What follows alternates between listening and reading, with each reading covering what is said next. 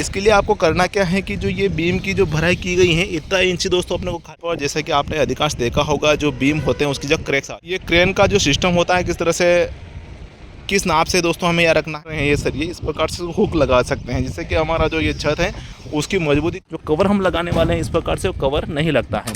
दोस्तों आज के इस वीडियो में हम बात करने वाले हैं कि जो छत का सरिया होता है वो सरिया किस तरह से बांधा जाता है, किस तरह से बांधना चाहिए, इसके विषय में डिटेल में आज हम बात करने वाले हैं।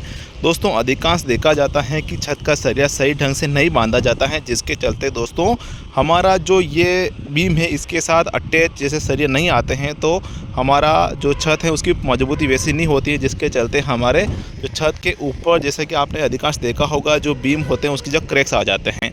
तो इसी के कमी के चलते ज़्यादातर देखा जाता है कि इसी की कमी के चलते वो समस्या होती हैं। तो आज की इस वीडियो में दोस्तों मैं आपको पूरी जानकारी बताने वाला हूं लाइव प्रूफ। दोस्तों आप वीडियो पूरा देखें, बिल्कुल भी इस वीडियो को स्किप ना करें।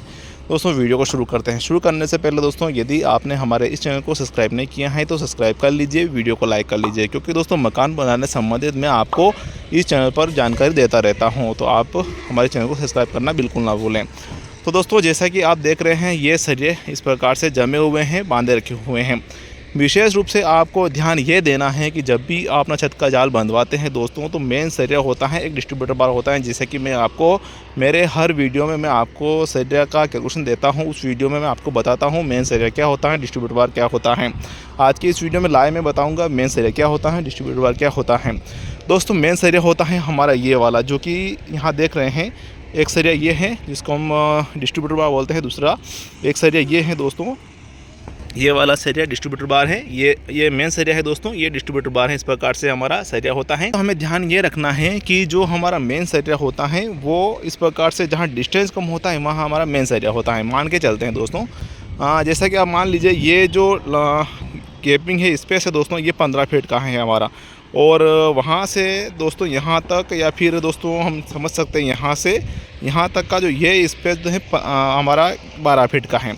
तो दोस्तों हमें जो मेन सरिया है इस प्रकार से डालना है, यहाँ से यहाँ तक डालना है। और ऊपर दोस्तों ये जो हमारा डिस्ट्रीब्यूटर बार है इसके मेन सरिया के जस्ट ऊपर हमारा डिस्ट्रीब्यूटर बार लगता है। इस प्रकार से आपको डालना है जिससे कि दोस्तों हमारा छत का मजबूती काफ़ी हद तक बढ़ जाता है। दोस्तों देखा जाता है कि बहुत से अनाड़ी भाई आते हैं जिनको पता ही नहीं होता है सरिया किस तरह से बांधा जाता है, या फिर दोस्तों मकान जो हम बनाते हैं तो ऐसा तो है नहीं कि सब रूम एक साइज़ के बने हुए हैं। कुछ इस प्रकार से ये लंबा है तो कुछ इस प्रकार से वो लंबा हो सकता है, इस साइज़ पे होता है। तो ऐसी स्थिति में दोस्तों हमें पता ही नहीं हो पाता है कि किस तरह से सरिया बांधा जाता है। तो हमेशा ध्यान दीजिएगा कि जहाँ गाला जो स्पेस होता है, जैसे कि हमारा ये गाला है, ये स्पेस इसमें कम है तो इस प्रकार से हमारा मेन सरिया रहेगा, और ये गाला स्पेस जो ज़्यादा है तो इसमें हमारा डिस्ट्रीब्यूटर रहने वाला है। कुछ इस प्रकार से आप सरल समझ सकते हैं। दूसरी बात हमेशा आपको ध्यान देना है कि जो मेन सरिया होता है, जैसा कि ये मेन सरिया है हमारा, ये मेन सरिया, तो दोस्तों एक उस साइड हमारा जो बीम है उसके अंदर आना चाहिए, दूसरी बात इस साइड हमारा बीम के ऊपर आना चाहिए, जिसमें दोस्तों हम क्रेन इसमें लगाने वाले हैं। एक ये जानकारी आपको विशेष ध्यान देना है। इसके बाद दोस्तों आपको ध्यान देना है जो ये सल्की है जिसको हम डिस्ट्रीब्यूटर बार बोलते हैं, इसको भी हमें इसमें बीम के अंदर इस प्रकार से आना चाहिए। ये जैसे कि आप देख रहे हैं उस साइड पे दोस्तों जैसा कि आप देख रहे हैं इस प्रकार से आना चाहिए, जो कि काफ़ी अपने छत को मजबूती बनाए रखता है। दूसरी बात दोस्तों अगर हमारे गाले बड़े हैं किसी भी कारणवश दोस्तों हमारे जो अंदर झुक जाते हैं छत, ऐसी समस्या दोस्तों इसी की कमी के चलते वो होती हैं। तो ऐसी समस्या आपकी नहीं होगी इस प्रकार से अगर आप छत का जाल बंधवाते हैं। तो दोस्तों इसमें एक समस्या ये भी आती है कि जैसे कि ये सरिया आ रहा है हमारा डिस्ट्रीब्यूटर बार, एक सरिया आ रहा है हमारा मेन सरिया। दोस्तों मेन सरिया तो अंदर आ जाएगा, अगर अपने जो बीम खाली कम है तो भी आ जाएगा, लेकिन दोस्तों ये सरिया हमारा कम बहुत सी जगह देखा जाता है कि नहीं आता है। तो ऐसा आप ना करें। इसके लिए आपको करना क्या है कि जो ये बीम की जो भराई की गई है इतना इंच दोस्तों अपने को खाली रखना है, जैसा कि आप देख रहे हैं उसी प्रकार से दोस्तों वो भी हमें खाली रखना है, जिससे कि दोस्तों हमारा ये सरिया जो आप देख रहे हैं ये वाला सरिया उसके अंदर आ जाए, मेन सरिया भी उसके अंदर आ जाए। इस प्रकार से आप विशेष रूप से ध्यान देकर अपने बीम की ढलाई करें, उसी दिन इसको खाली रख देना है, जिससे कि हमारा छत का जो सरिया है उसमें प्रॉपर आ जाए, जिससे कि हमारा छत पकड़ रहे, मजबूती बनी रहे। अब दोस्तों मेन बात आती है कि जो हमारा क्रेन लगाते हैं, जैसा कि ये इसमें क्रेन आएगी, हम इसमें क्रेन आएगी जैसे कि 2.5 इंच लगभग हम क्रेन उठाते हैं। इतनी ऊंची क्रेन हमें लगानी चाहिए, काफ़ी अच्छी रहती है। दूसरी बात वो भराई के ऊपर भी निर्भर करती हैं, कितनी छत हम भराई कर रहे हैं उस पर भी ये चीज़ निर्भर करती हैं। तो दोस्तों ये जो क्रेन होती है ना दोस्तों, ये क्रेन का जो सिस्टम होता है किस तरह से, किस नाप से दोस्तों हमें यह रखना है। तो दोस्तों इसमें आपको ध्यान देना है कि जो ये गाला मान के चलते हैं यहाँ तक हमारा 12 फीट का हो रहा है।